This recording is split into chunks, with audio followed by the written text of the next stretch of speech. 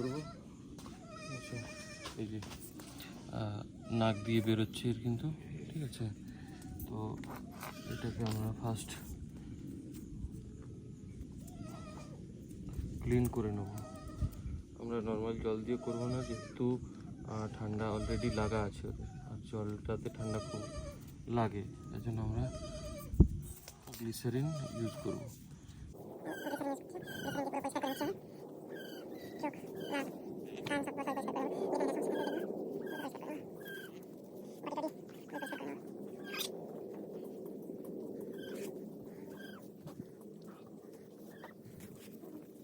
আমরা সরষের তেল লাগিয়ে দেবো।